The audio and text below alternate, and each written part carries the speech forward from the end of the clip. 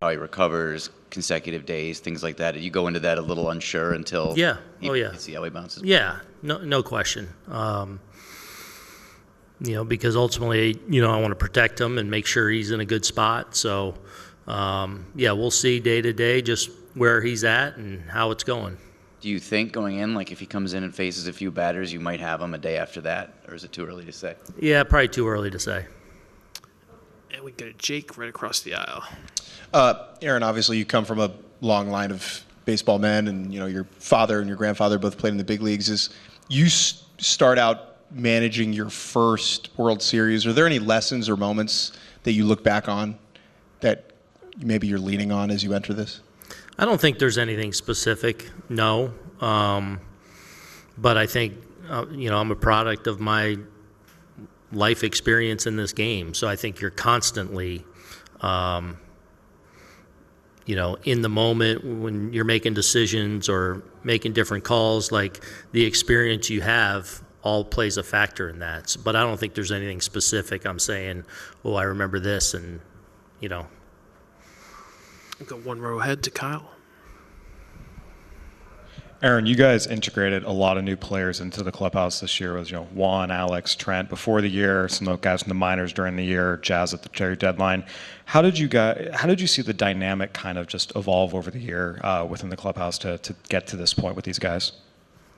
It's something that we pour a lot of energy into and take a lot of pride in being able to integrate different people, whether it's star players from other organizations, trade deadline guys, waiver guys that you pick up, guys coming up for the first time from the minor leagues.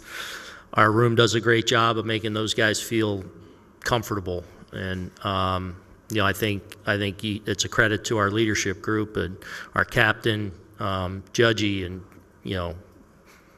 G and Garrett and Riz and all those guys just do a really good job in making a place that you want to be.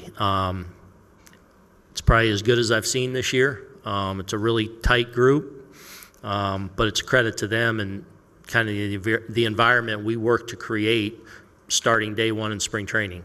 To follow up, you mentioned Judge. There's not a ton of homegrown players on this team, but he is one. He's been up through the system, knows everything about the Yankee way. How instrumental has he been in helping those guys, get integrated? Yeah, he's the best. I mean, he really is. He's, for being one of the faces of the sport and the best player in the sport, his teammates love him, and he's so approachable and he's easy to be around, and he makes, the last guy on the roster feel important. And that's just a credit to the person he is. But he's as good as I've seen at that. And one row behind, Clinton. Your hitting coach, James, is one of the guys who's integral in keeping some of those bats together in terms of approach and so forth. Can you tell me a little bit about the job he's done with keeping all those guys? J-Ro's been awesome. He's, J-Ro's worn a lot of hats in his career, so he came to us, having been in the organization obviously before in player development. He's got a lot of experience, a lot of coaching experience, a lot of, leading department experience. So I was really excited. I knew him a little bit, but getting him back in the mix and just kind of the tone he set from day one in spring training with our hitting group and just kind of creating the hitting culture and leading that every day, he's been great. He's organized. He's, I think created a very consistent way in which they prepare and approach every game, every series, and I think it's paid off. And I think our players have appreciated the kind of hitting culture that he's led. Up front, your left, Chris. What have you seen out of Jazz's at-bats so far in October, and what gives you confidence that he can break out? What gives me confidence is how good and talented he is, and I feel like a guy that plays with a lot of confidence. Like he expects to do really well, even when he goes through it a little bit. I think he kind of goes into the playoffs here with the Yankees, and now you're going through rounds, and I think he always expects to do so well. So when he doesn't, when he has few days where he doesn't have great at bats or whatever. I think he's a little surprised, so probably caught off guard a little bit. So biggest thing with him is just, less is more in these situations, especially as talented as he is. So, I think it's one of those where, man, he has one good at bat, and he's the guy that can, has that capability of kind of taking over a little bit, with just his power and his speed.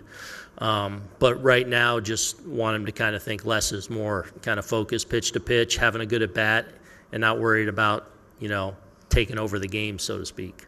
And then with the depth and the health of your starting rotation, do you look at that as an advantage you guys have over the Dodgers, who are planning on having a bullpen game at some point? I don't know. I mean, they've had some success with that though in the postseason. So I don't know. I feel a lot of confidence with our group in things that we do well. But I know that the Dodgers feel the same way about their group and how they can piece things together. I think it's two outstanding teams going at it. So I don't know if I look at advantage one way or the other. It comes down to who plays the best. But Tyler? Aaron, with that last roster spot, you had to drop Birdie. I guess what was the thought there about why he was the odd man out as opposed to somebody else, Grisham or somebody? Yeah, Birdie's hurt. Okay. Yeah, he hurt himself in Game 4 when he scored that run. So he wasn't even going to be available to us in Game 5, and we were hoping to kind of get him through. It's a hip flexor? Yeah, hip flexor. So unfortunately, kind of time ran out for him to be ready. So that's a blow for us. I feel like he plays a really important role for us. So not something I necessarily would definitely didn't want. So feel for him though right now because he I think was playing a really important role for us, especially in those first 2 rounds. But unfortunately, just not enough to get back for this one.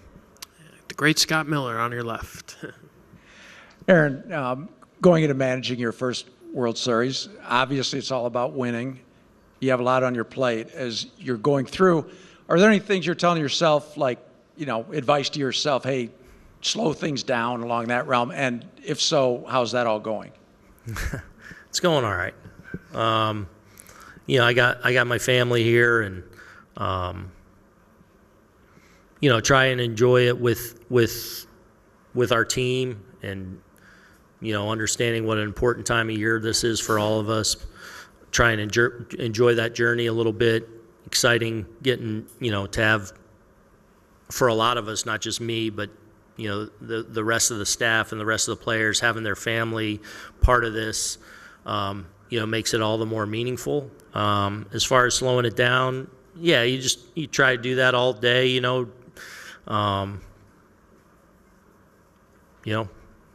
spend time in prayer and just trying to, know we're prepared and go out there, and once 5:08, or I heard it's 5:11, bless you. Now we let it rip, we're ready to go, and you get to game time, and that's the fun part. Sometimes the lead in, I found in the previous 2 rounds like that, especially when you get into the series and it's kind of like, all right, you're prepared. There's not much more to look at and turn over and whatever. You kind of just sit there in your anxiety leading up to the game, and you get in the game. It's kind of that's the fun part, and getting to do it with these guys. Gabe on your left. Hey, Aaron. Bullpens are so volatile, and both units have been so great this postseason. How do you feel about your guys coming into this series, and is it challenging to stay proactive in spotting maybe slippage in guys or anything like that this time of year, as opposed to maybe being reactive after something unfortunate happened? I feel great about our group. I felt that way really I feel like it's really started to come together down there for us over the last 6-8 weeks. The way I've kind of said it is, it's a really complementary group. Like, I feel like we have a number of guys down there with different strengths and different looks that hopefully serve us well in different parts of the lineup on given days. So, you try to be ahead of things as much as you can and prepared for situation. Hopefully, Doesn't always work out, but you try and get guys in positions where they have the best chance to succeed. And I feel like we have a number of guys, even against a great lineup like the Dodgers, that have a chance to do that. Do two last ones shy in the back. Aaron, how do you look at approaching and matching up against the top three of the Dodgers lineup with your bullpen? Do you look at handedness in certain situations, and because it's left, right, left, you want to try to find opportunities to use your lefties for Shohei? Not necessarily. You want to give them different looks, and that's where where we have complementary pieces down there where I feel like, yeah, we have some lefty looks, but we have some righties that are, really good at getting lefties out. So, hopefully being able to mix that up a little bit throughout the series serves us well, but I do feel like, it's Shohei, so you never feel like you have a great matchup, but hopefully you have a handful of guys that have a chance to neutralize them a little bit. Finish up with, go ahead. Just one more. Just over the couple months that you've had him, how have you seen Tim Mesa sort of right himself after a difficult season and get himself into being a factor for you in the? Yeah, it's been exciting because obviously competing against Timmy over the last few years, he's been one of the core pieces to the Jays bullpen now for a number of years, has had a lot of success. This year, was a struggle for him that first half. Velo was down a little bit. So when we got him, kind of taking a flyer on him after he got DFA'd, he went to Tampa and really worked, with a lot of our pitching group and in the lab and kind of trying to get some of the stuff back that's, been a hallmark of his success. We saw some of that stuff tick up, and really when he got the opportunity and got called up with us, did a nice job. So, he's become an important member down there. We'll finish up with Dave, 5 rows on your right. Aaron, does being the Yankees help with this as far as just because of the pressure and the attention that you guys have all year? Or does coming to the World Series still leave you a bit awestruck just because it is the World Series? I'd like to think it serves us well. We talk all the time. We play, 162 biggest games of the year, every game with the Yankees is a big deal,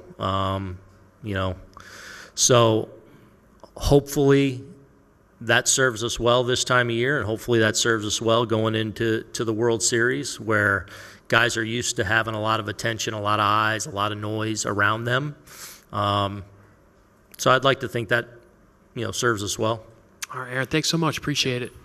And that concludes